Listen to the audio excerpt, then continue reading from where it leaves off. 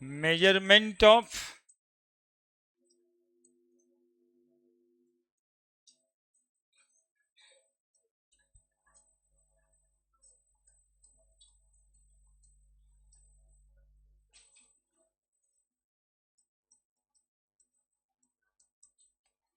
reaction coefficient, measurement of reaction coefficient known as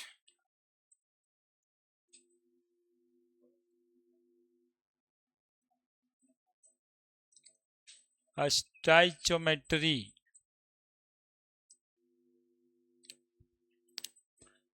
measurement of reaction coefficient है ना, reaction के coefficient को major करना स्टाइचियोमेट्री कहलाता है।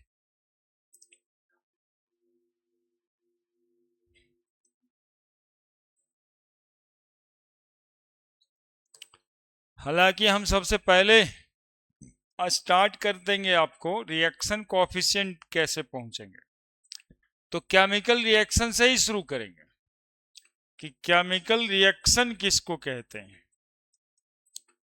What do you mean by chemical reaction? आइए, केमिकल रिएक्शन किसको कहते हैं, यहीं से स्टार्ट करेंगे।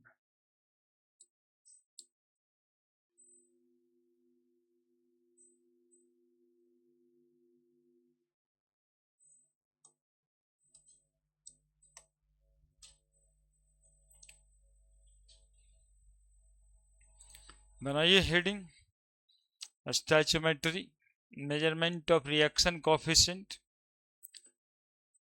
और अब सवाल ये है कि what is chemical reaction, chemical reaction किसको कहते हैं।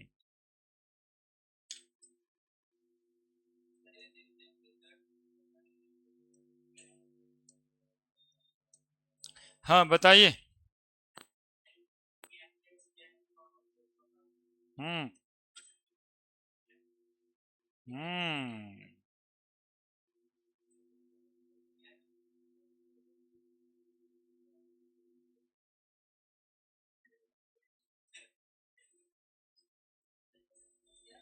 और ऐसे काहे करता है?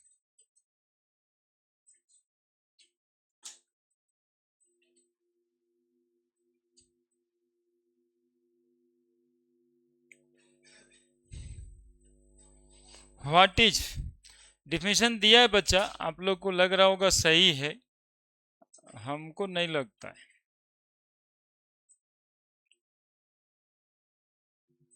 होता तो यही है, दो गो रिएक्टेंट रहता है, उधर एक प्रोडक्ट बनता है, इसमें गलती भी क्या कहा है, लेकिन हमको लगता है कि ये सफिशिएंट नहीं है डिफिनेशन के रूप में। ये तो दिख रहा है, होता यही है कि दो रिएक्टेंट मॉलिक्यूल रिएक्ट करता है, एक प्रोडक्ट बनाता है, चेंज हो जाता है। ये सब केमिकल रिएक्शन का प्रॉपर्टीज हो सकता है, आप लोग पढ़े हैं इसलिए पूछ रहे हैं कि एक केमिकल रिएक्शन किसको कहते हैं। व्हाट इज एकदम शुरू से, एकदम शुरू से, तो इसको कहते हैं रीअरेंजमेंट, एक्चुअली में rearrangement of substance from one form to another form. Substance rearranged होता है एक फॉर्म से दूसरे फॉर्म में, फेनोमेनन को केमिकल रिएक्शन कहते हैं। इस केमिकल रिएक्शन में नया कुछ नहीं बनता है, केवल रीअरेंज्ड होता है रिएक्टेंट प्रोडक्ट के रूप में, है ना। रिएक्टेंट प्रोडक्ट का अलगे डिफिनेशन है कि वो एरो से जो लेफ्ट में लिखाता है उसको रिएक्टेंट कहते हैं, एरो के बाद में लिखाता है उसको प्रोडक्ट कहते हैं, है ना। तो व्हाट इज केमिकल रिएक्शन यदि पूछा जाए तो हम लोग ये कहेंगे कि रीअरेंजमेंट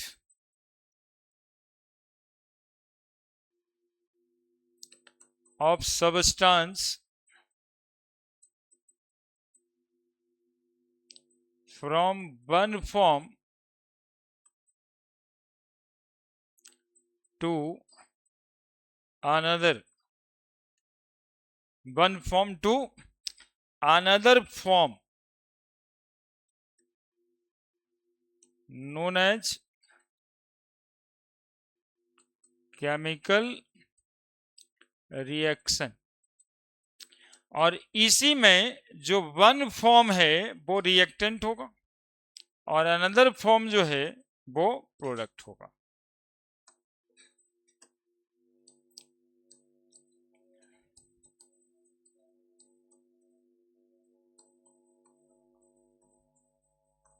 चूंकि हमें कॉन्सेप्ट ये देना है कि एक रिएक्शन में कुछ नया बनता है क्या, तो बोलेंगे नहीं, कोई एलिमेंट नया नहीं बनता। जो एलिमेंट पहले रहता है वही एलिमेंट बाद में बनता है, नया एलिमेंट नहीं बनता। हाँ, नया सबस्टांस कहिएगा तो चल सकता है, एलिमेंट नया नहीं होता। जैसे एक रिएक्शन का एग्जांपल देते हैं, CH4 + O2, बहुत कॉमन रिएक्शन है, CO2 + H2O। आप देखो इसको, एक तरफ कार्बन और हाइड्रोजन एक साथ है, एक कार्बन के साथ 4 हाइड्रोजन, बिल्कुल नथिंग से शुरू करो, एक कार्बन से 4 हाइड्रोजन जुड़ा हुआ है और यहां 2 ऑक्सीजन है। लेकिन इधर केस में देखते हैं तो एक कार्बन से, तो कार्बन से जुड़ा हुआ था हाइड्रोजन, यहां कार्बन से जुड़ा हुआ है। बोलो रीअरेंजमेंट हुआ कि ना हुआ? अरेंजमेंट ही तो चेंज हुआ, एलिमेंट अलग कहां हुआ? इधर भी 3 एलिमेंट है, कार्बन हाइड्रोजन ऑक्सीजन, इधर भी 3 एलिमेंट दिखाई देता होगा, कार्बन हाइड्रोजन ऑक्सीजन। तो कार्बन हाइड्रोजन ऑक्सीजन के अलावा नया बनता, नया बनने को कहते कि नाइट्रोजन बन जाता है ना, फास्फोरस बन जाता, कुछ कैल्शियम बन जाता।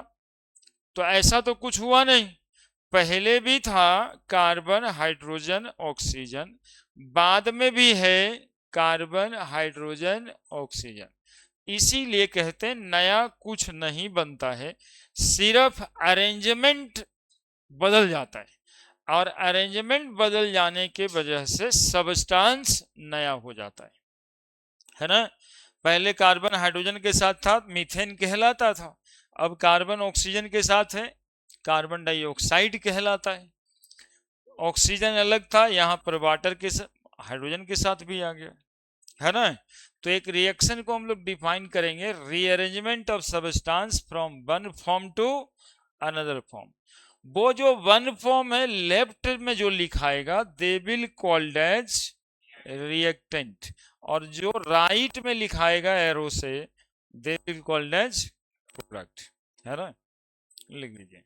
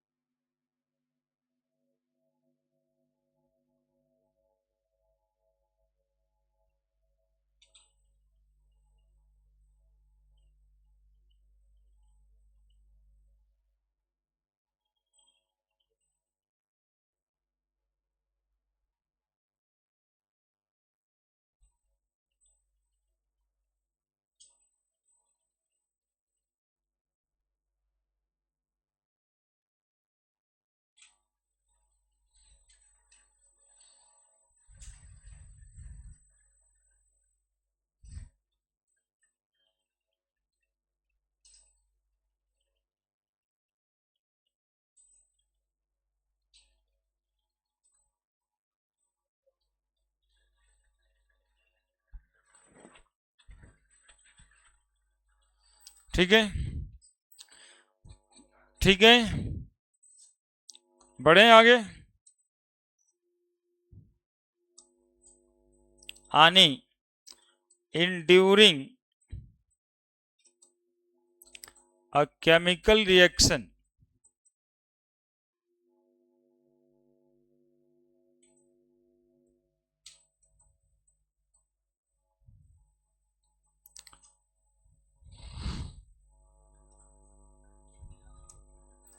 only rearrangement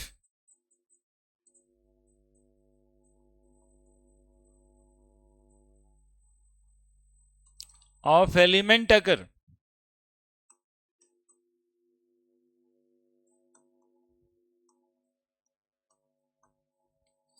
Neither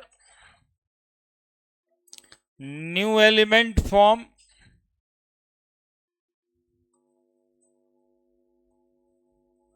nor any old element destroy.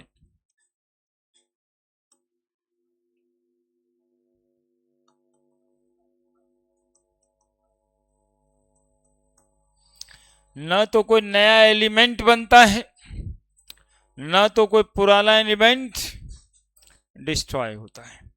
और बस यही, न तो कुछ नया बनता है न तो कुछ पुराना बर्बाद होता है, केवल रीअरेंजमेंट होता है। यही कारण है जिसके वजह से इस रिएक्शन को बैलेंस करना पड़ता है। देखिए कितना इंपॉर्टेंट बात इधर अंदर में छुपा हुआ है ना। यदि डिफाइन कर देते कि रिएक्टेंट प्रोडक्ट में बनता है तो इस अंदर वाली बात पे ना जाते। अब जो बातें आया कि neither new element form nor old element destroy, ये कृष्ण भगवान की बात हो गई जो गीता में कहे थे, क्या तुम लेके आए हो, क्या तुम लेके जाओगे। ये यही कह रहा है, तुम कुछ बना के यहां पे कुछ जाने वाले हो नहीं। कुछ नया बनाता है कोई आदमी, वनली रीअरेंजमेंट करता है, तेरा पैसा मेरा हो जाएगा, मेरा पैसा किसी और का हो जाएगा, यही चलता रहता है, रीअरेंजमेंट चलता रहता है। आज राजा है वो कल गरीब हो जाता है, कल गरीब है वो राजा हो जाता है, लाइक दैट। इसी तरह से दुनिया चलते रहता है। यहां भी यही बात कहा गया है कि neither new element form nor any old element destroy. अब यदि ऐसा है तो यहां हाइड्रोजन 4 है तो इधर भी 4 हाइड्रोजन होने चाहिए या ना होने चाहिए। इधर भी कार्बन 1 है, इधर भी 1 होने चाहिए। इधर ऑक्सीजन 2 है, इधर भी ऑक्सीजन 2 ही होने चाहिए। इसका मतलब एक केमिकल रिएक्शन को बैलेंस करने की जरूरत है।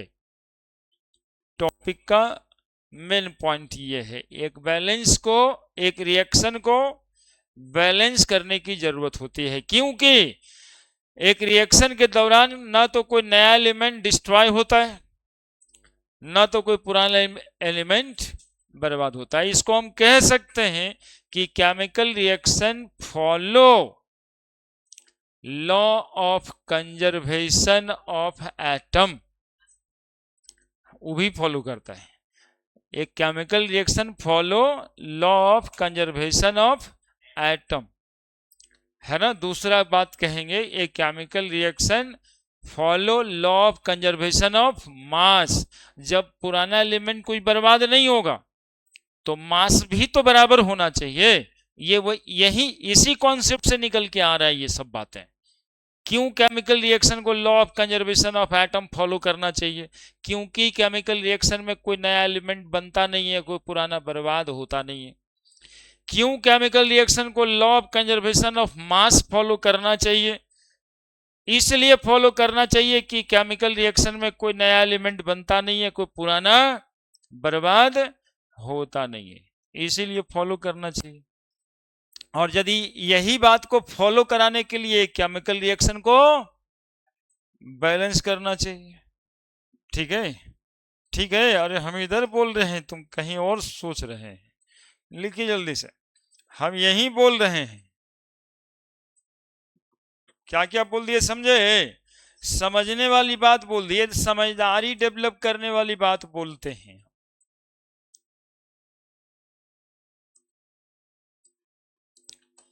तो क्या लिखेंगे? एक chemical reaction follow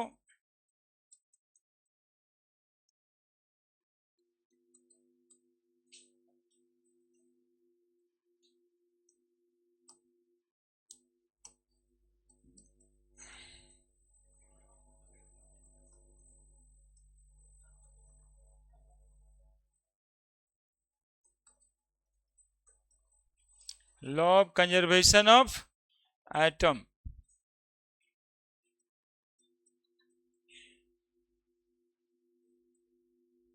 number of atom क्या हो गया, बिफोर द रिएक्शन बराबर number of atom after the reaction.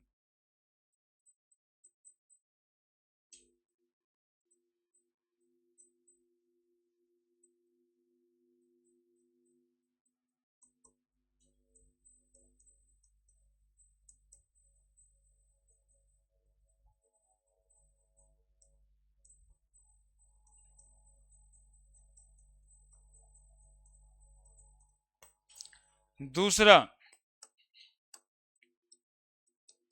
Law of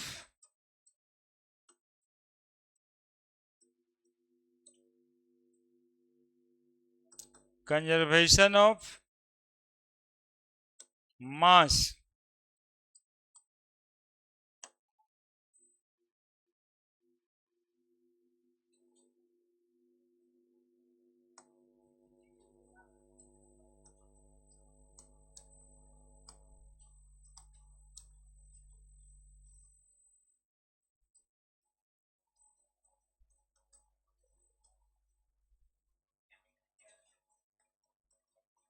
reaction R के टू द पावर एन लिखें।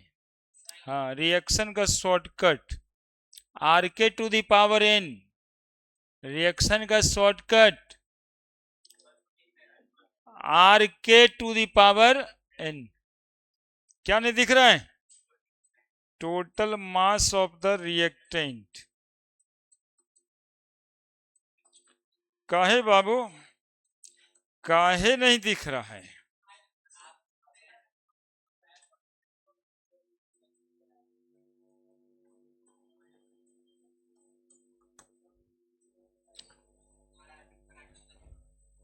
पालक का जूस, पालक साग खाइए। आर के to the power N, R के टू द पावर एन लिखा करेंगे हम रिएक्शन के लिए, आदत पड़ गया है। रिएक्शन लिखाएगा नहीं जनरली, हम आर के टू द पावर एन ही लिख देंगे। वहां भी केमिकल रिएक्शन ही लिखा हुआ है, चार न है, रिएक्शन आर के टू द पावर एन। देखिए ना, अब दिखेगा,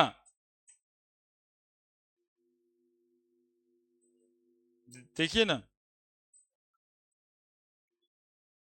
law of conservation of atom follow करता है, लॉ ऑफ कंजर्वेशन ऑफ मास भी फॉलो करता है। देखिए, नहीं दिखेगा तो इतना बड़ा तो दिखा ही सकता है।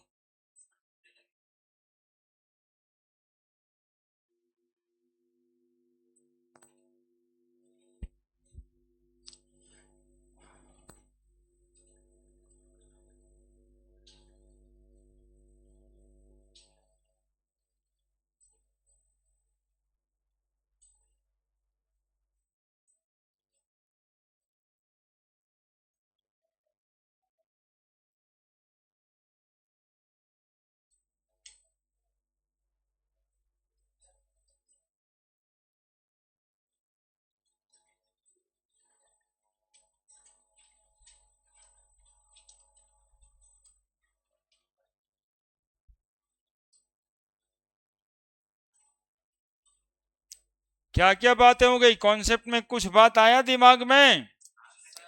केमिकल रिएक्शन क्या होता है, तो केमिकल रिएक्शन में रीअरेंजमेंट होता है, एटम का रीअरेंजमेंट एक फॉर्म से दूसरे फॉर्म में।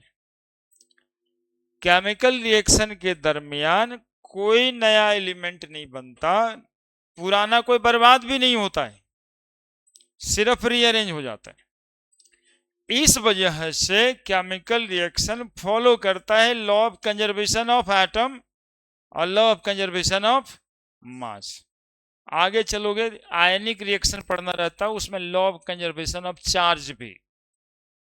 फिलहाल ये दो जानो, जब जरूरत पड़ेगा तब बताया जाए। कारण समझ में आया कि नहीं, क्यों फॉलो करता है? केमिकल रिएक्शन ये दो लॉ क्यों फॉलो करता है, समझ आया कि नहीं आया? बोले सर नया एलिमेंट कभियो बनता है क्या? एक रिएक्शन में बनता है, उसको कहते हैं न्यूक्लियर रिएक्शन। केमिकल रिएक्शन नहीं है वो। न्यूक्लियर रिएक्शन कहाँ होता है? सन पे होता है। नहीं, सन पे होता है। वहां पे हाइड्रोजन हाइड्रोजन मिल के हीलियम बनाता है। हाइड्रोजन हाइड्रोजन मिलता है, फ्यूजन, न्यूक्लियर फ्यूजन, और हीलियम बन जाता है। तो that is a nuclear reaction in which new element is form.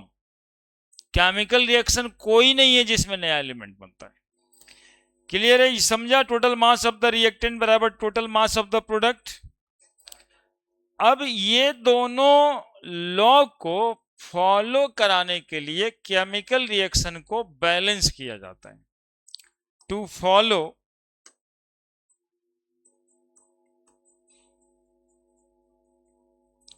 This law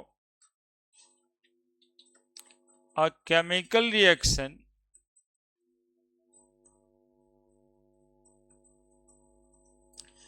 need to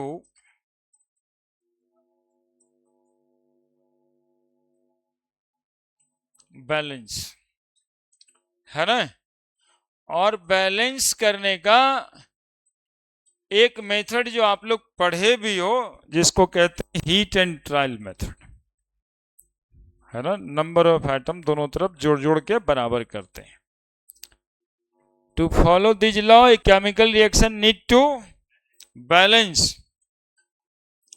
and ये balanced chemical reaction,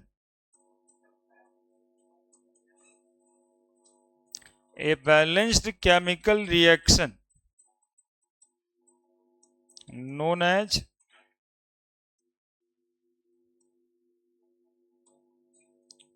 chemical equation।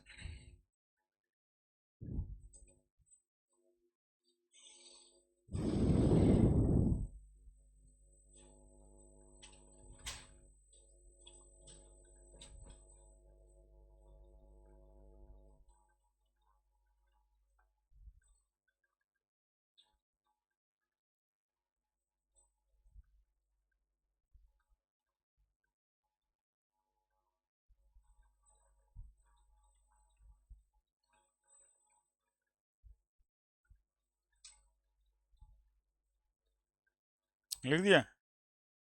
लिख दिया? अरे दिखाई दे रहा है?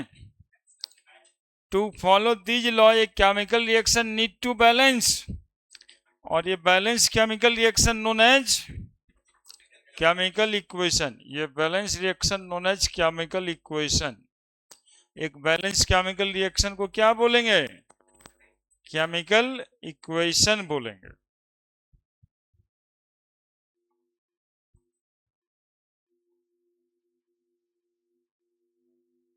इतना अच्छा तो दिखता है ये, आप कैसे दिखोगे?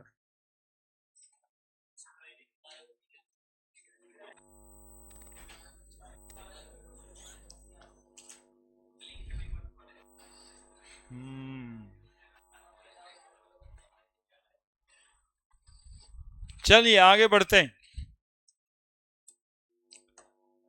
तो बैलेंस केमिकल रिएक्शन को हम लोग क्या कहेंगे? बोलो ना जी, क्या कहेंगे? तो अब हम लोग पढ़ने वाले हैं केमिकल इक्वेशन। केमिकल रिएक्शन से केमिकल इक्वेशन पे आ गए,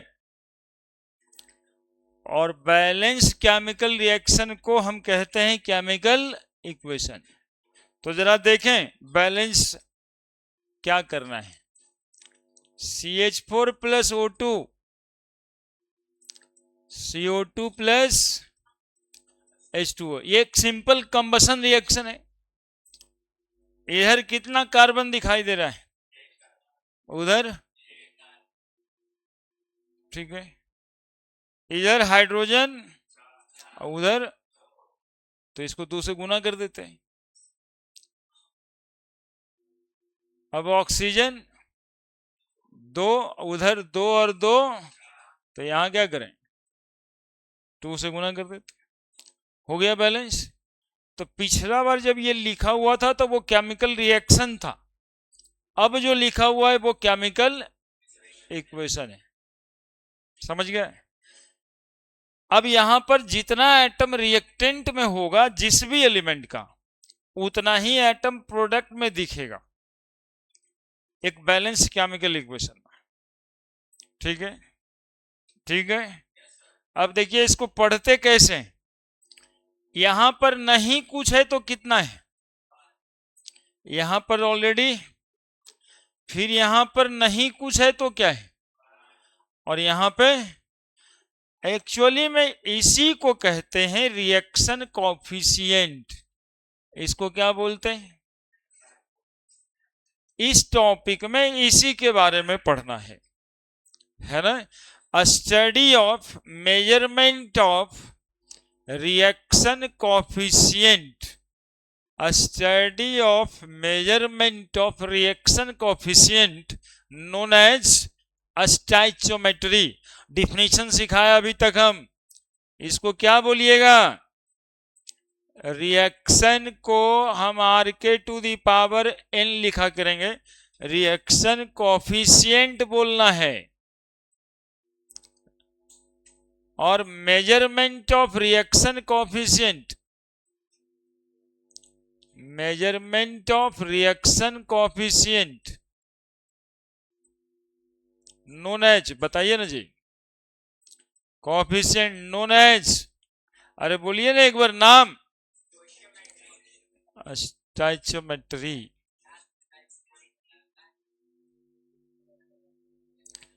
measurement of reaction coefficient known as stoichiometry. लिखिए। अब वो कैसे मेजर करते हैं ये देखना है। वो हीट एंड ट्रायल मेथड से रिएक्शन तो आप बैलेंस कर दोगे धीरे धीरे।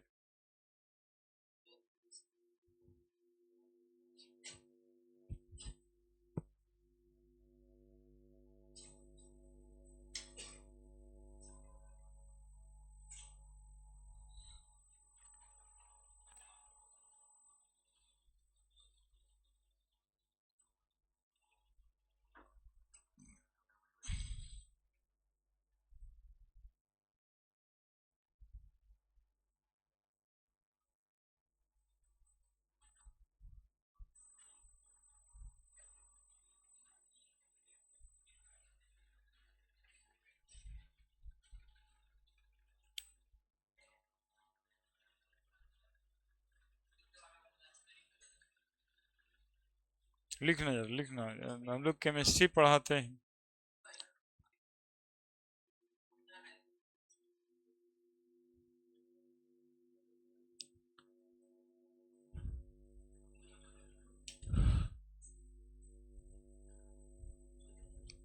रिएक्शन कोएफिशिएंट होता क्या है समझ में आ गया ना। स्टोइचियोमेट्री क्या होता है ये समझ में आया। अब देखिए हम लोग इसी बात को कैसे कैसे पढ़ते हैं। क्या पढ़िएगा इसको कि 1 mole methane react with 2 mole oxygen and form 1 mole of CO2 carbon dioxide and 2 mole of water. इस रिएक्शन को पढ़ने का तरीका, when 1 mole of methane is react with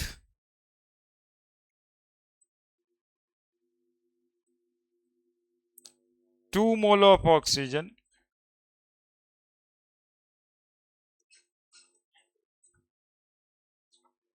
it form 1 mole of CO2 and 2 mole of water।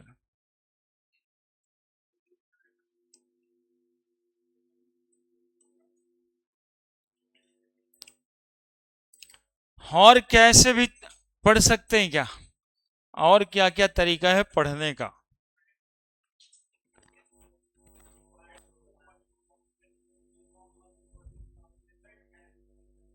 Very good. और कोई तरीका? बोलो बोलो। हम्म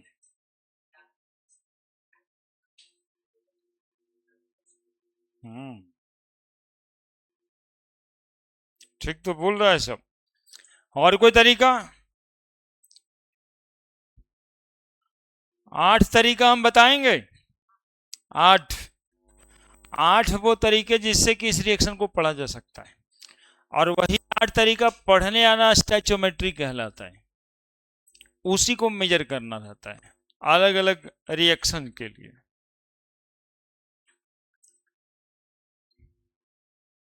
और सब आप लोग को आता है, खाली इंटरप्रेट करना है।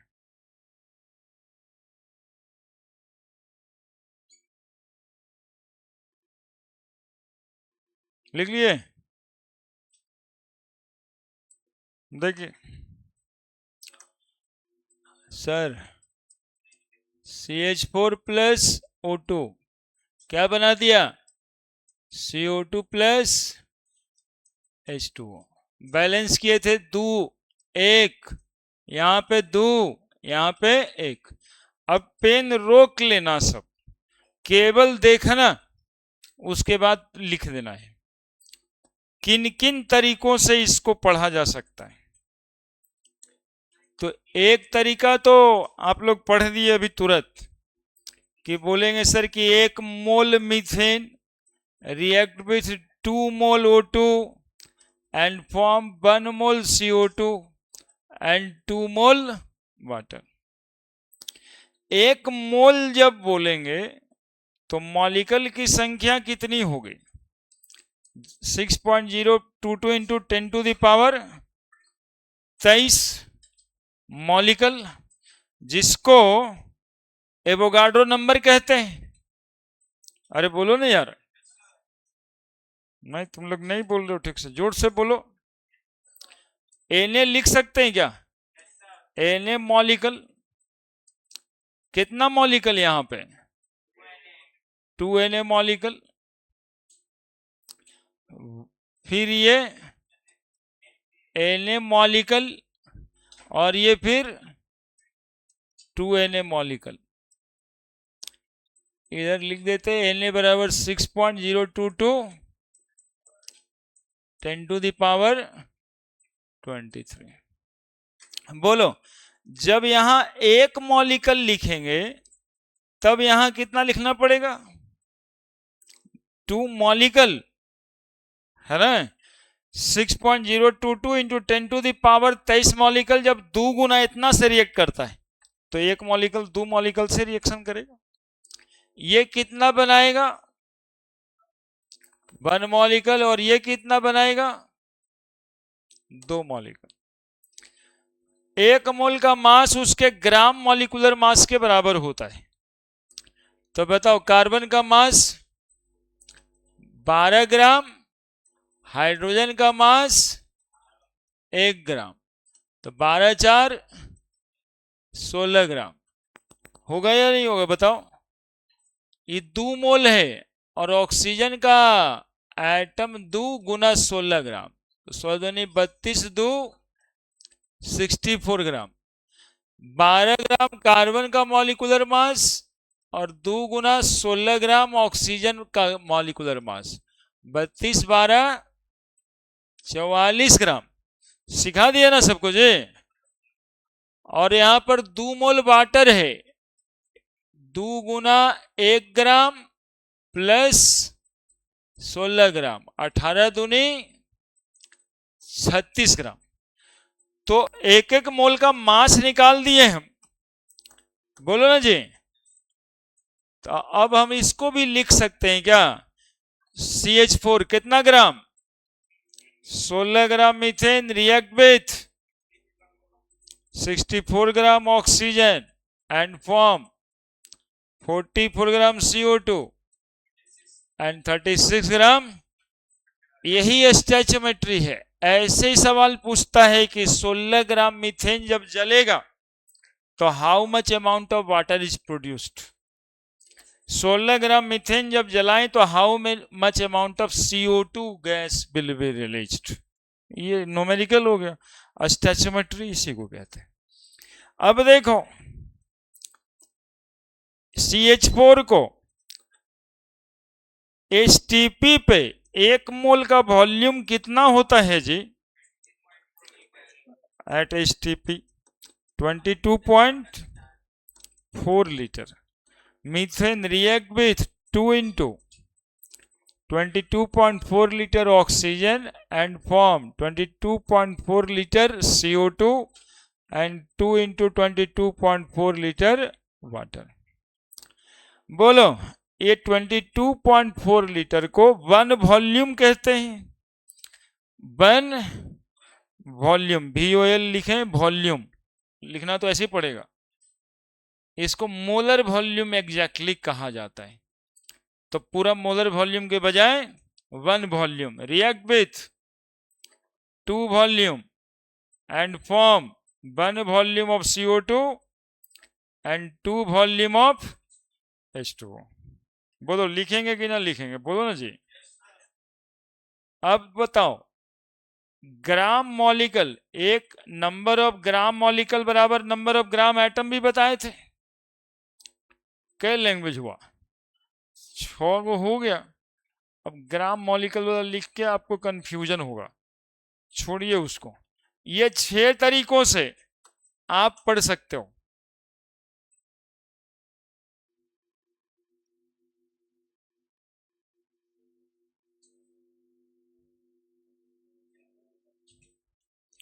चलिए लिखिए, इसको कहते हैं स्टैचोमेट्री।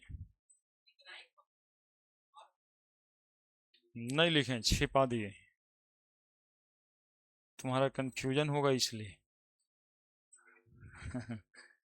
एक होता है ना नंबर ऑफ ग्राम एटम बराबर नंबर ऑफ मोल, तो नंबर ऑफ ग्राम मॉलिक्यूल भी लिख सकते थे। हाँ ये म्यू भी लिख सकते हैं।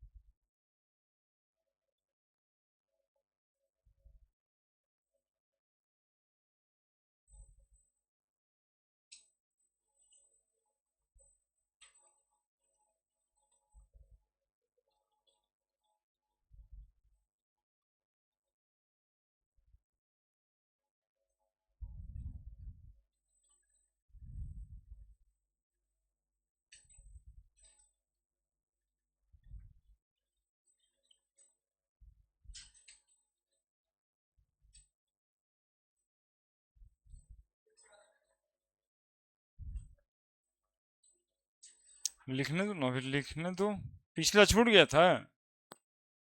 कर देते, कर देते।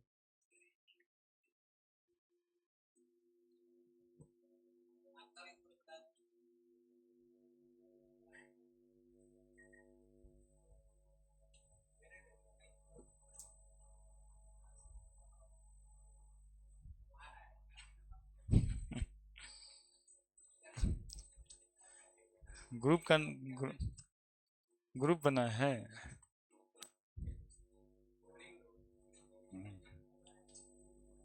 हम पूछ लेंगे उससे, हम आखिर कुछ सोचता होगा ना वो भी। पावन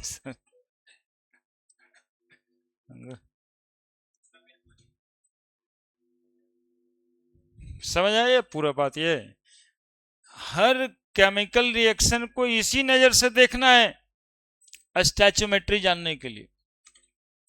हो गया है सबका? तो क्या छूट गया, जल्दी से लिख दो।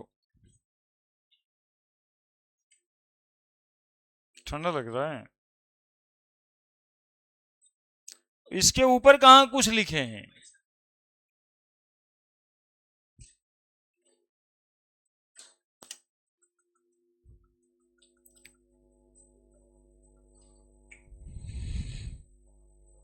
तुम लोग एक रिएक्शन लिखो और उसके लिए 8 इंफॉर्मेशन लिखना है, और रिएक्शन हम देंगे, आप उसको बैलेंस भी करोगे और 8वीं इंफॉर्मेशन उसके लिए लिखोगे। हाँ, 6 ही चलेगा। दो ठो बचा लिए हैं। ये लो C4H10 प्लस O2। C4H10 तुम लोग को दिक्कत होगा। Balance C3H8 plus O2, CO2 plus H2O।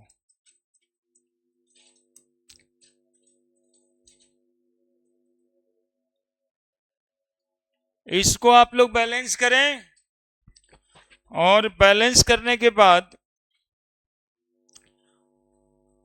आप ये 6 इंफॉर्मेशन लिखें। बैलेंस करके 6 इंफॉर्मेशन लिखना है।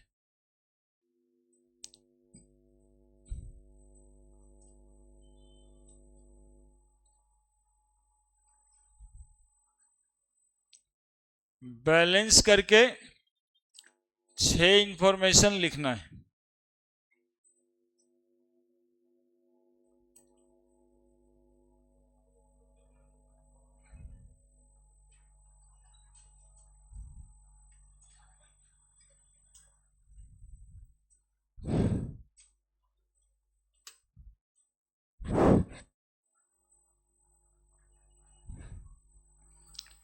है ना?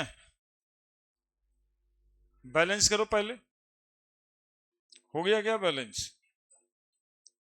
और 6 इंफॉर्मेशन आप लोगों को लिखना है कि कैसे कैसे पढ़ सकते हो।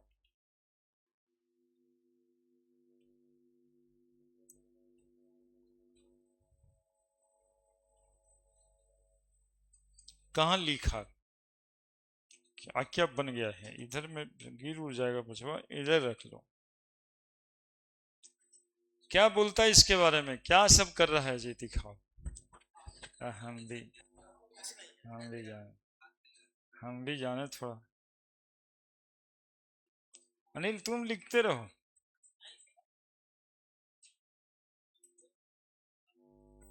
मतलब ये सब कर रहा है,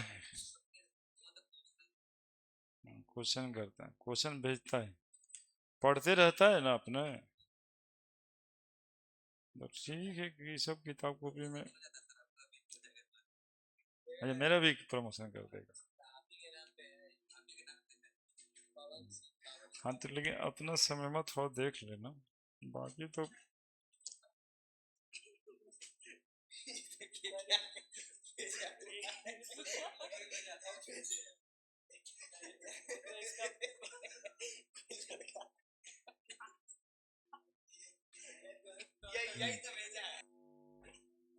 लीजिए लीजिए लेकिन पढ़ते रहिएगा। केमिस्ट्री तो लिखा है कुछ, कहाँ गड़बड़ है। लिख दिया 6 इंफॉर्मेशन, बैलेंस हुआ।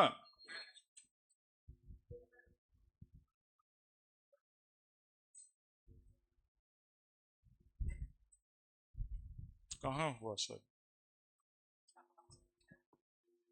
2 से वहां गुना मत करो, इधर 3 से कर ही दिया ना।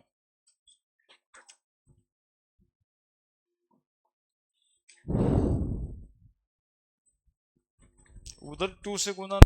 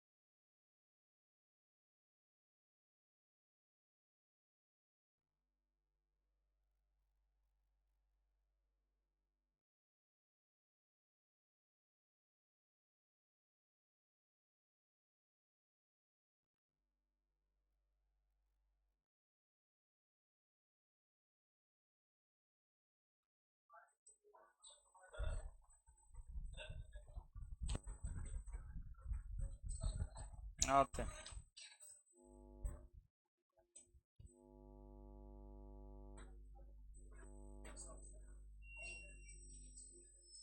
ठीक तो है, कहाँ है?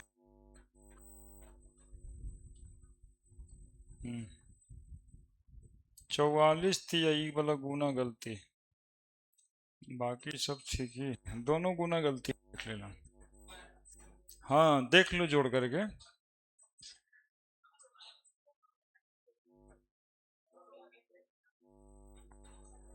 हम्म क्या ये बच्चे बैलेंस हुआ तुमसे?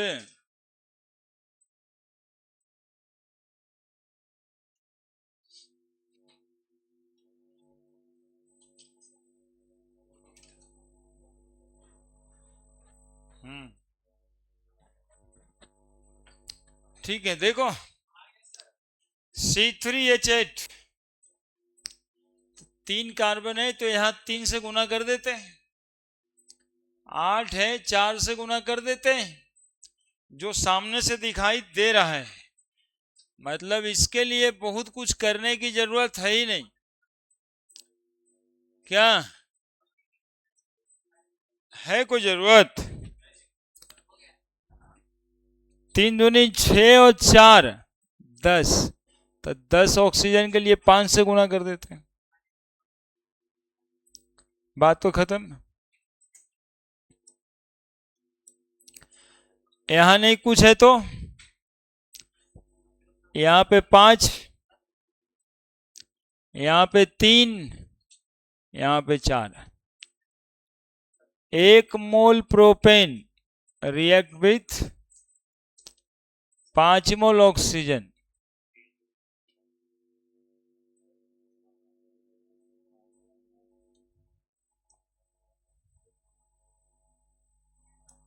बोलो। Na मॉलिक्यूल,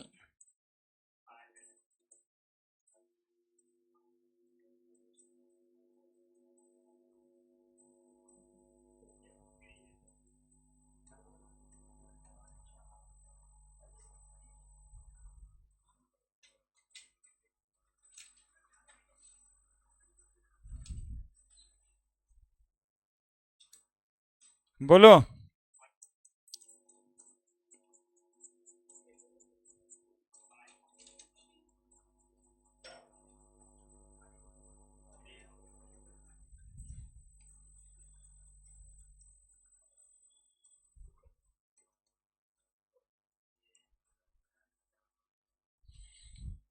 कै ग्राम है बताओ?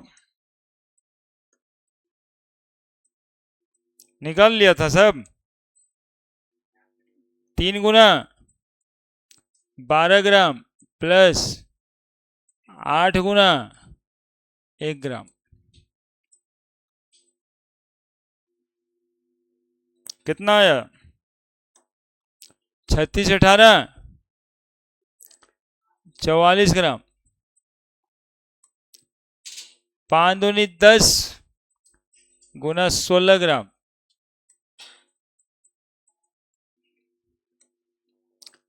3 कार्बन का 12 ग्राम 16, ऑक्सीजन का दो एटम है 16 ग्राम, तो 44 इंटू 3 132 ग्राम। 4 दो एटम है 1 ग्राम प्लस 16 ग्राम, 18 चौक 72 ग्राम। ठीक है, 72 ग्राम। कितना आया है ऊपर देख लो, 160 ग्राम, 132 ग्राम, और ये 72 ग्राम। अब बोलो एट एसटीपी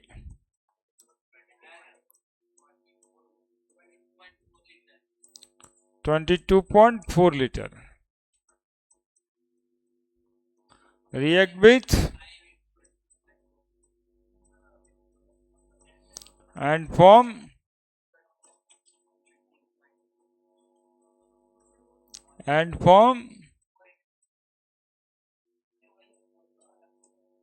क्या 1 मोलर वॉल्यूम या 1 वॉल्यूम, 5 वॉल्यूम, 3 वॉल्यूम, 4 वॉल्यूम। बोलो क्या दिक्कत है? सॉलिड रहेगा तो ये नहीं लिखना है वॉल्यूम वाला, क्योंकि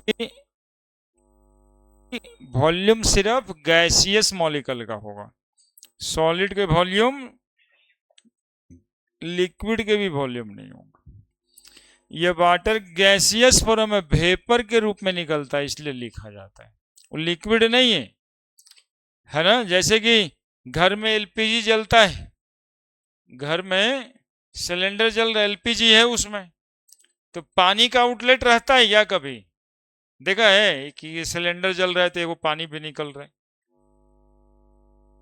तो वाटर कहाँ जाता है? उसी के फ्लेम में वाटर वेपर होता है, उसी के फ्लेम में वाटर वेपर होता है। अरे एलपीजी कोई और नहीं ना है, ब्यूटेन ही ना है। ये प्रोपेन लिखें, अगला ब्यूटेन लिख देंगे, उसमें भी CO2 प्लस वाटर ही रिलीज होगा। तो जो वाटर रिलीज होगा ब्यूटेन में, तो सिलेंडर में किचन में तो एक अलग से पाइप लगा हुआ रहता नहीं, तो वो वाटर गैसियस फॉर्म में फ्लेम के साथ ही रिलीज हो जाता है। ठीक है, तो ये वाटर लिक्विड नहीं है। इसी बात को ध्यान रखते हुए, हुआ था सबका जे? नहीं हुआ तो लिखो, मिला लो। इसी बात को ध्यान में रखते हुए सॉलिड यदि कोई दिखेगा या लिखा रहेगा तो आप उसमें 22.4 लीटर नहीं जोड़ना, ठीक है, वहां पे कौन कर देना। ठीक है, तो स्टैचोमेट्री की पढ़ाई यही है। अब पढ़ने के बाद इसमें क्वेश्चन कैसे बनाते हैं, जैसे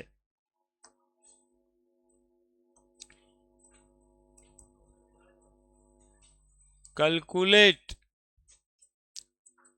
the amount of carbon dioxide form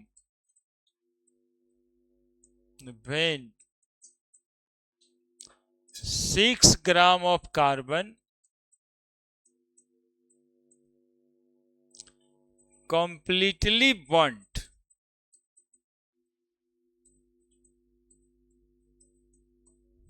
ऐसा सवाल है, बताइए, लिखिए ना सवाल। एनीवन, कोई भी बताएंगे क्या? बस हम बताए नहीं है, बताना तो है, लेकिन शायद बता भी सकते हैं आप।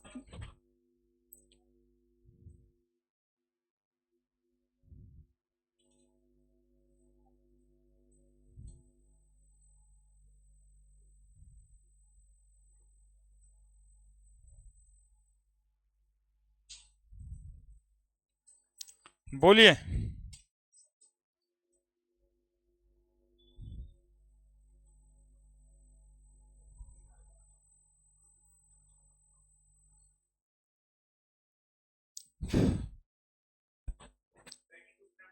Calculate the amount of CO2 form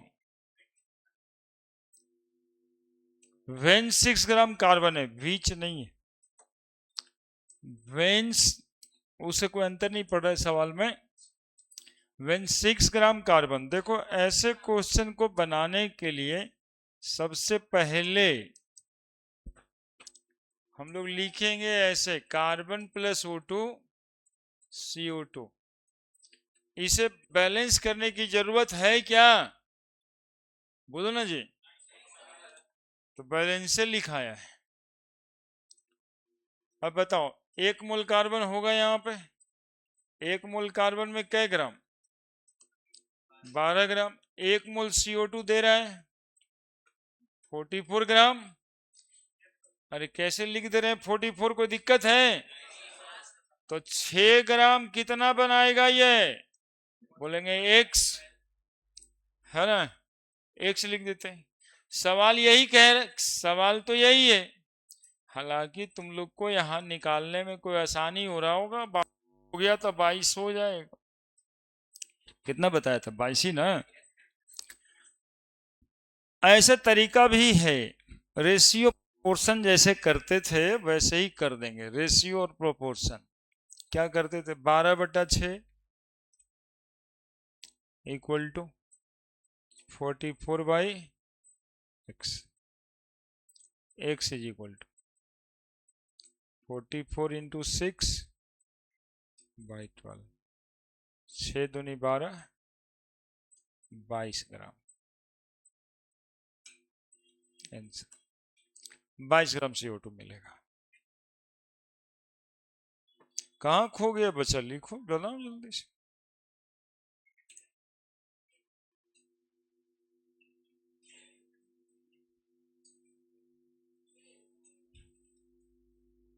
क्या हो गया? हम्म हम्म।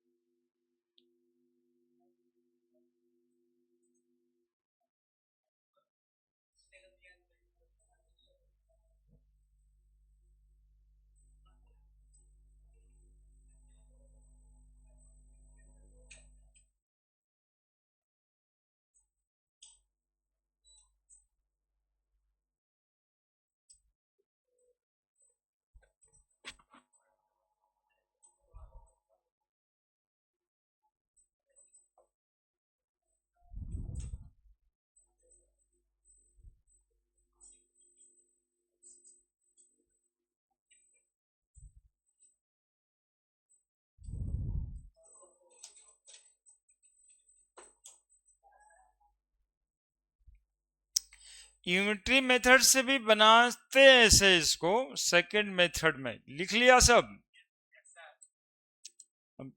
जिनको रेशियो प्रोपोर्शन में दिक्कत होगा वो यूनिटरी मेथड में जाएं और ऐसे लिखें, सिंस 12 ग्राम कार्बन 44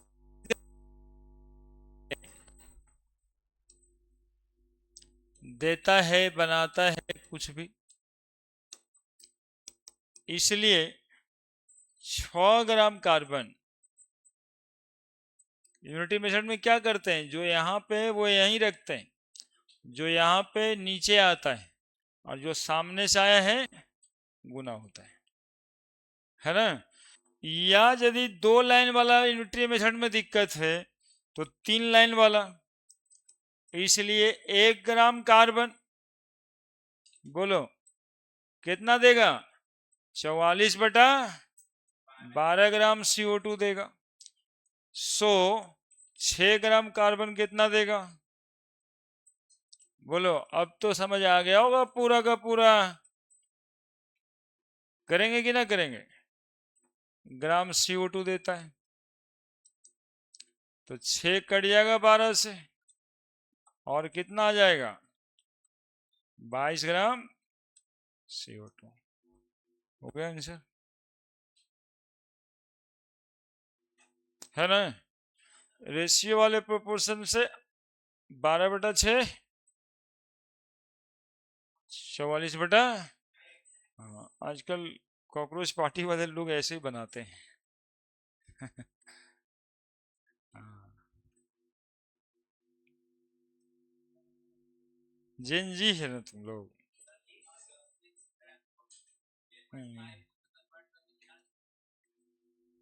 ठीक है, डेवलपमेंट है नहीं। चलो जल्दी से दूसरा देंगे, तीसरा देंगे, चौथा देंगे, बनना चाहिए सब। हाँ काहे नहीं।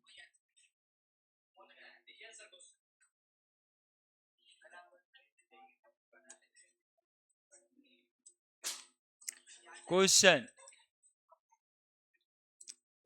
Calculate the amount of water form when 8 gram methane undergoing complete combustion। बनाइए।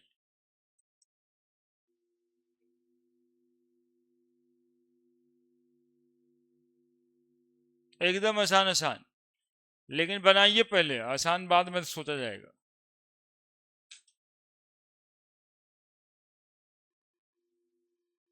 क्या बात, तुम दोनों जब हमारे उधर मुड़ने पे जब ना तब देखते हैं कि कुछ कुछ कोई मुद्दा उद्दा है, किसी मुद्दे पे बहस चल रहा है।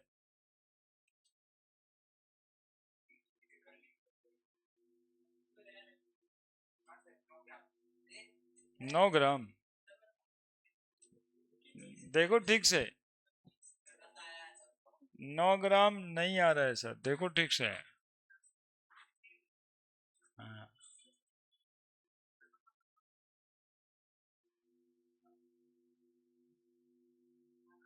बनाओ।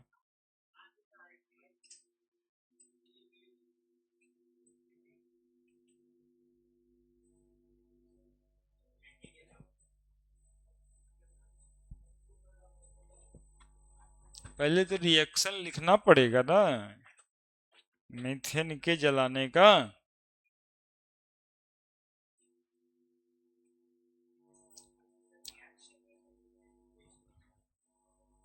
इक्वेशन, इसी इक्वेशन पे तो पढ़ाए थे रे गधा, methane plus O2 CO2 plus H2। लो बैलेंस करो, बनाओ। तो बिना इक्वेशन सोचे हुए भी बनाता है क्या? बिना इक्वेशन सोचे हुए कोई नहीं बनाएगा, इस बनवे नहीं करेगा तो बनाए दो मुझे।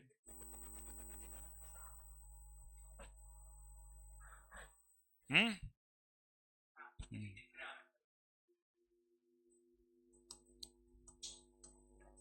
सबसे पहले इसको बैलेंस करना होगा।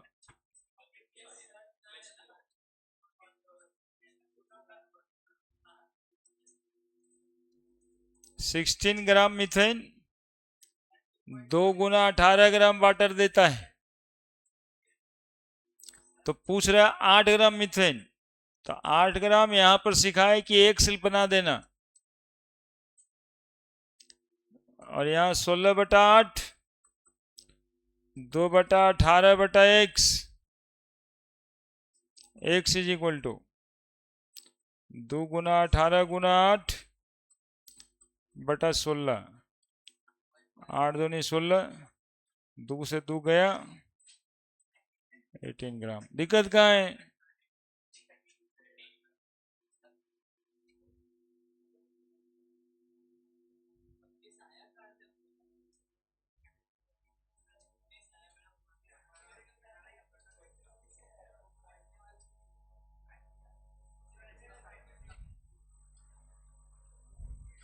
इतना आसान है, तुम उसको कॉम्प्लेक्स क्यों कर रहा है?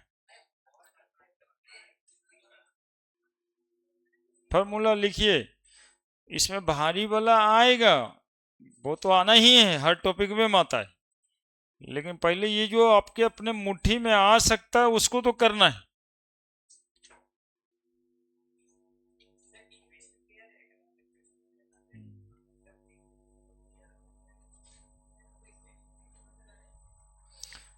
इसमें हमने नहीं दिया, इसलिए भाई कि यहीं पर तो लिखल था पूरा का पूरा 8 गोटा। हाँ,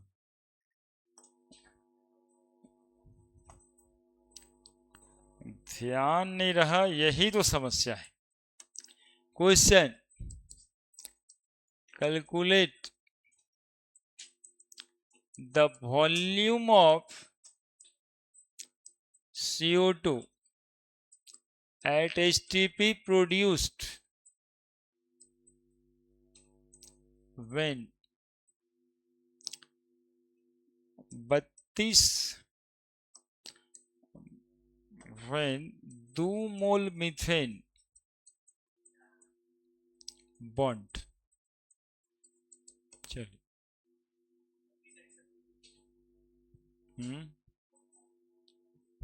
2 मोल मीथेन जला दिए,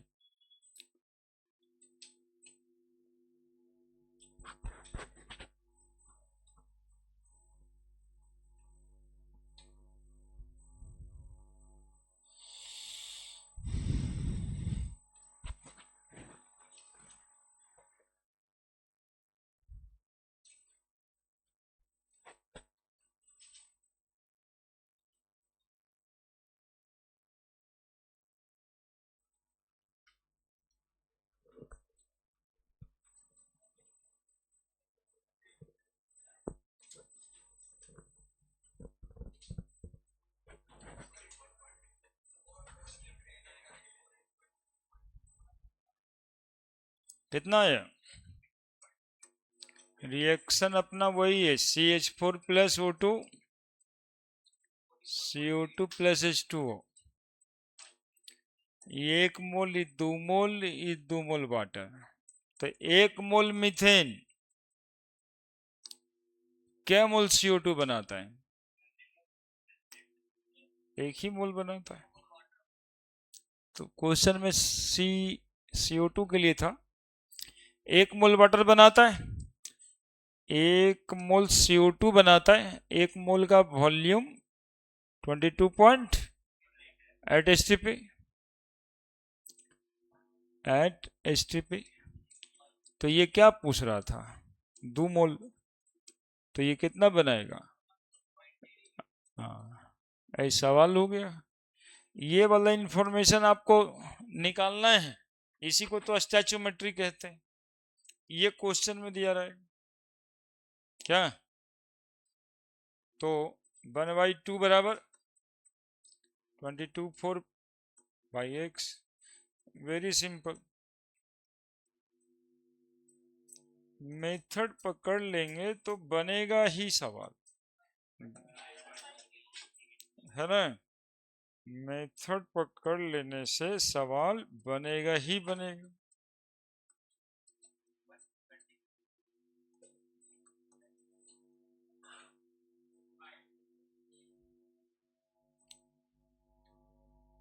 और नहीं पकड़िएगा तो ये वो कभी कुछ कभी कुछ,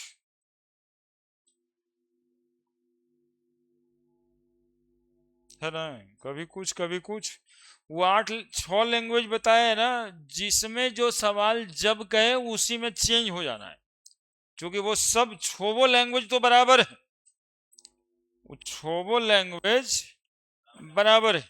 तो जब वो मोल कहेगा तो मोल वाला वॉल्यूम, जिसका मोल कहा मोल, इधर में किसी का वॉल्यूम निकालना है तो वॉल्यूम पे आ गए, इसका वॉल्यूम देके उसका ग्राम निकालना है, चले जाए,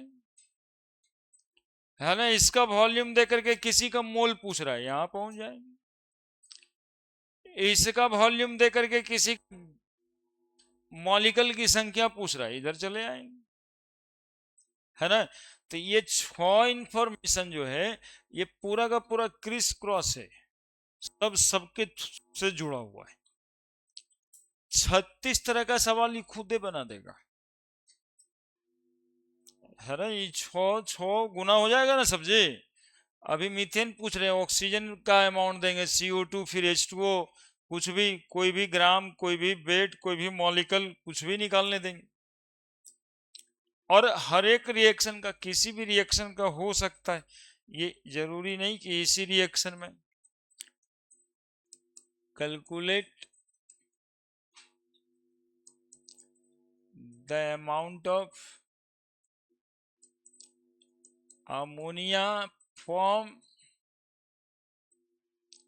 when 14 ग्राम नाइट्रोजन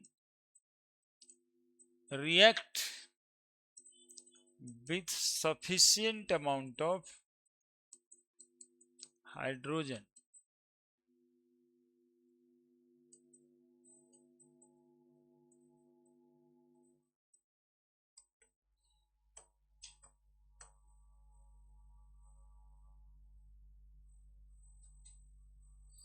रिएक्शन है N2 plus H2 is equal to NH3। Balance आप कर लो और क्वेश्चन बना दो। ये पहला नया क्वेश्चन है कंबसन के अलावे।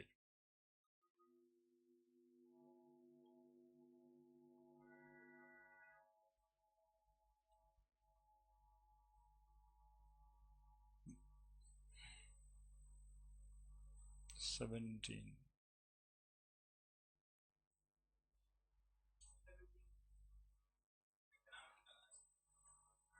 हाँ अमाउंट ग्राम ही में।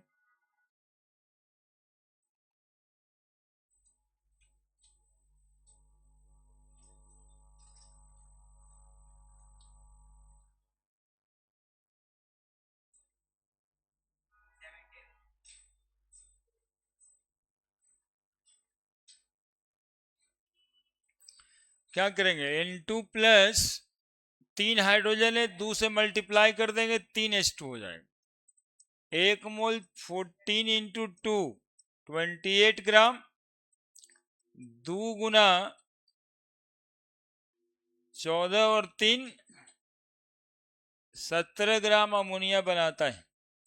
नाइट्रोजन का एटॉमिक मास 14 ग्राम, हाइड्रोजन का 1 ग्राम, 14 3 17 ग्राम, 2 मोल है, 2 गुना 17 ग्राम, तो 28 ग्राम नाइट्रोजन कितना ग्राम अमोनिया बना रहा है, 2 इंटू 17 ग्राम। तो पूछ क्या रहा है सवाल में, 14 ग्राम नाइट्रोजन कितना अमोनिया बनाएगा। सफिशिएंट अमाउंट ऑफ हाइड्रोजन का मतलब है जितना हाइड्रोजन उसको चाहिए उतना है, तो यहाँ एक्स लिख देंगे। तो फिर 28/14 बराबर 2 गुना 17 बटा एक्स, तो एक्स बराबर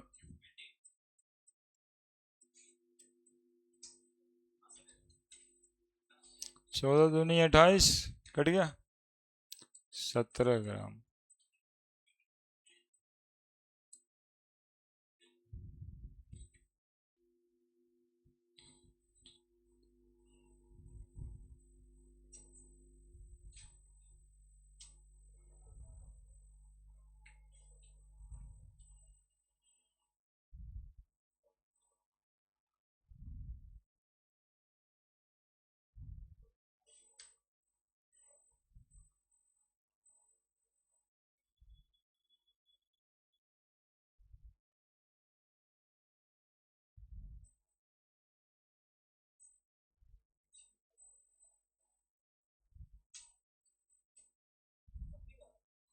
बोलिए, है कोई समस्या? बढ़े? और इसमें क्या हो सकता है? इसमें एक बात और होता है, अगले दिन होगा, वो लिमिटिंग रिएजेंट होता है, वो टफ होगा, अगले दिन होगा। अभी कैलकुलेट द अमाउंट ऑफ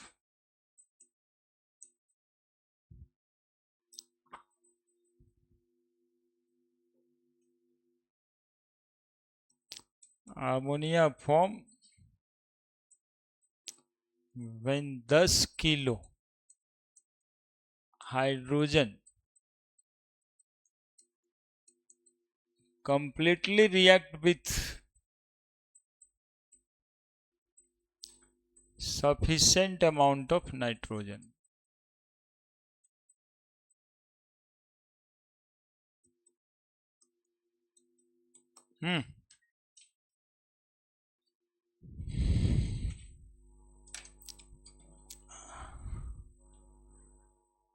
वही रिएक्ट पुराना वाला।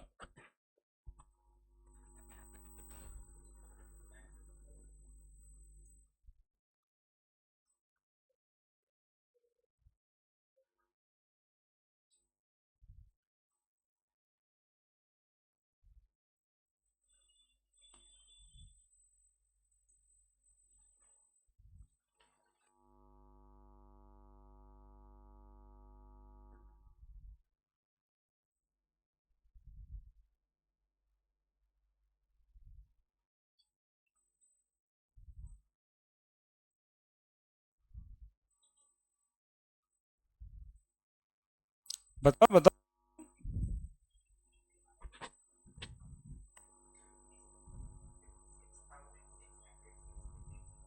और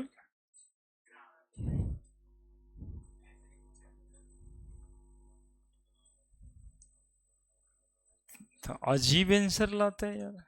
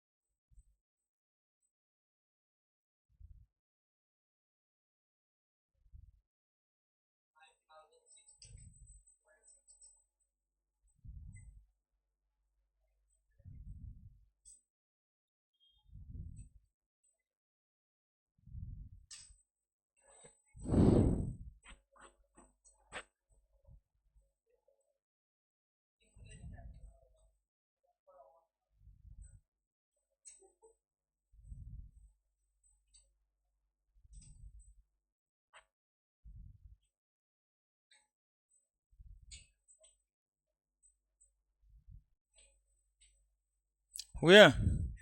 तुम लोग देख लिया अपना कितना आया जी? किसी को बताओ। अरे तुम लोग चुप का है इतना?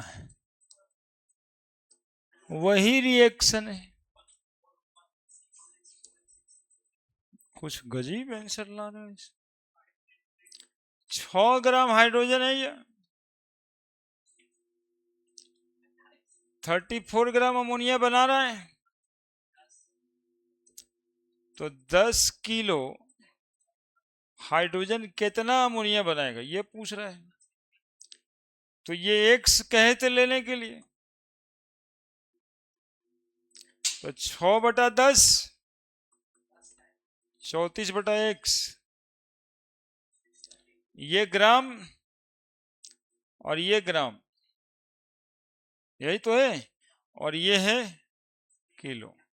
तो x बराबर 34 ग्राम गुना 10 किलो बाई 6 ग्राम।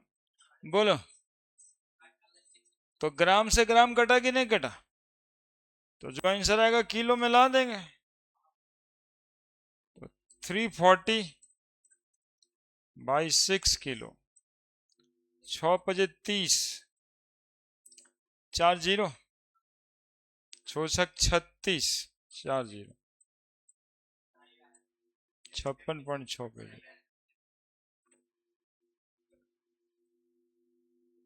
तो ऐसा तो बोल ही रहा था, तो धीरे धीरे 4-5 अक्षर बोल दे रहा था।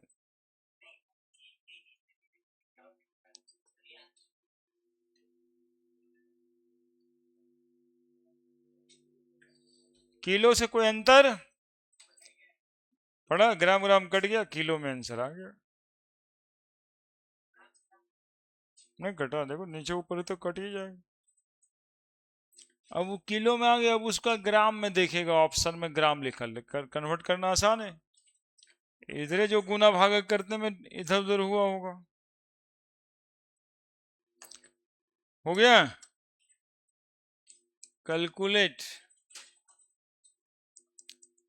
The amount of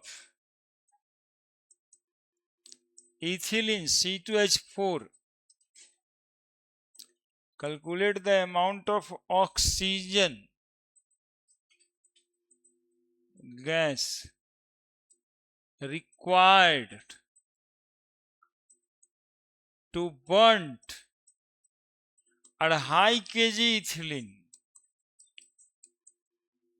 C2H4, ethylene बोलते हैं।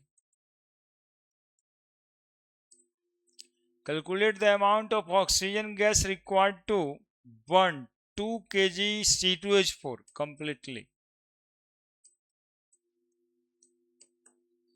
कंबशन इक्वेशन लिखना है, बैलेंस तो आप कर लोगे।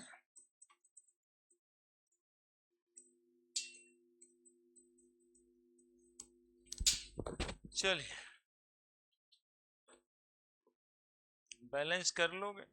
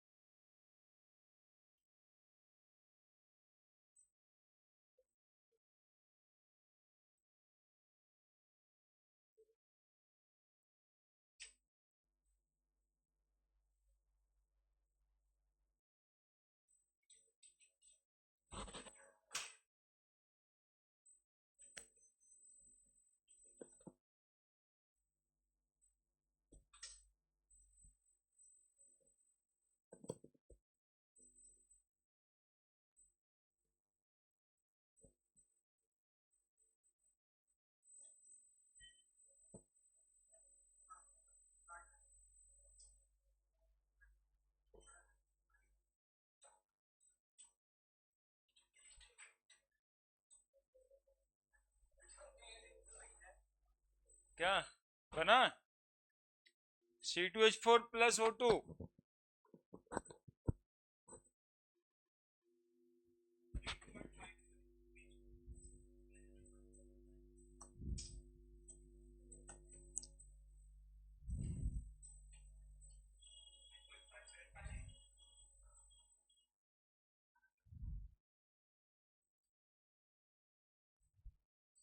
यही ना लगेगा जी। 2.5 किलो 2, हाँ तो काहे 3 लगेगा, उधर रहेगा 3 तब ना। अच्छा 2CO2 है ना, 2 दूनी 4 और 2 6, 3 O2। 12 2 गुना 12 प्लस C2H4 का मॉलिक्यूलर मास कितना आया जी? 2 गुना 12 gram plus 1 Guna 4 gram, 24 4 28 gram. 28 gram C2H4 react with 3 दूनी 6 atom, 6 Guna 16 gram of oxygen. तो पूछ रहा है कि 2.5 किलो इथिलीन को जलने के लिए कितना ऑक्सीजन चाहिए। सवाल उधर गया ही नहीं, आपस में पहले फरिया लो, है ना, यही पूछ रहा है। क्या करेंगे? 28 ग्राम बटा 2 पॉइंट बराबर 6 गुना 16 ग्राम बाई एक्स, एक्स बराबर 2.5 kg Guna 6 Guna 16 gram by 28 gram. Cut गया, 14 दूनी 28, 8 दूनी 16, 4 दूनी 6, 7 दूनी 14, क्या कितना आया? 2.5 गुना 4 10 हो गया, 10 गुना 60, 60 बाई 7 kg, तो 7 8 56, 4 0 4 0 ना, 7 5 35, 8.5। क्या समस्या है कोई? ये अभी जो सवाल बन रहा था, ये जो बताए हैं, देखिएगा, दिमाग में रखिएगा, इसी पर अगला दिन का क्लास होगा। क्या होगा कि 2.5 किलो ऑक्सी इथिलीन तो तभी जलेगा ना जब 8.6 किलो ऑक्सीजन होगा, नहीं होगा तो पूरा नहीं जलेगा जे। तो कम होगा तब भी तो CO2 बनेगा। तो अगले दिन का क्लास इस पे बेस्ड होगा कि ये दोनों पूरा जल के वो कितना बनाता है या फिर नहीं जल पाता है। ठीक है, तो अभी 2-3 क्वेश्चन होमवर्क में लिख के ले जाना है।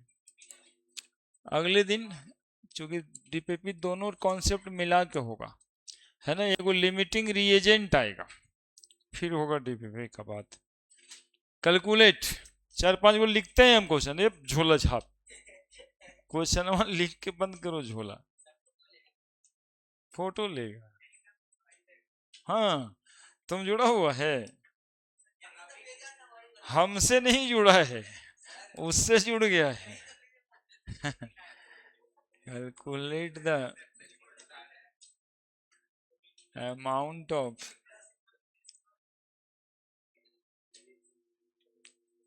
CO2 फॉर्म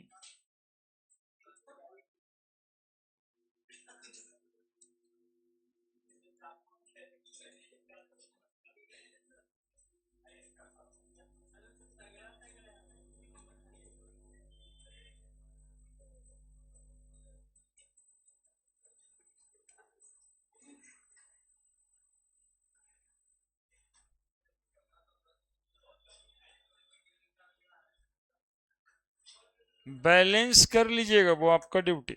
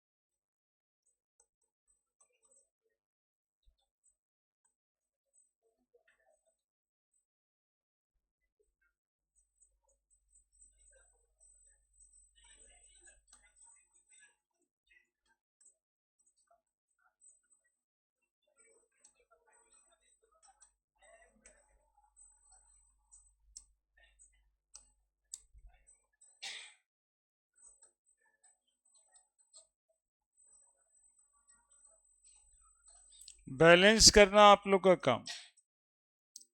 हम रिएक्शन लिख दे रहे हैं, बैलेंस आप ही करिएगा।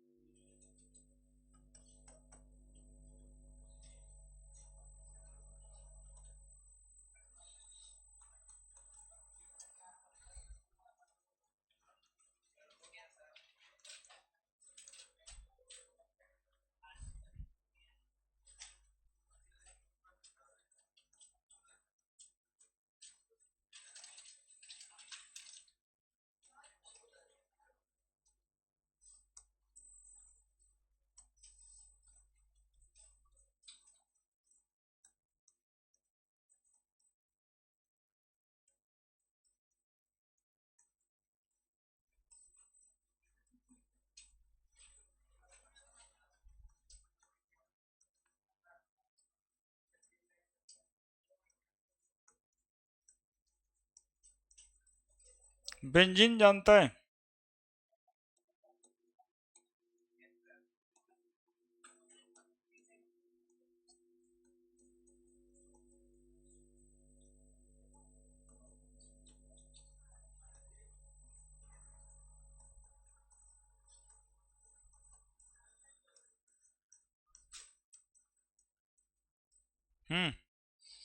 लीजिए, ये 5 क्वेश्चन आप बनाओगे, और जरूर बनाओगे, ऐसे नहीं कि छूट गया, भूल गया, ये सब ना बोलोगे।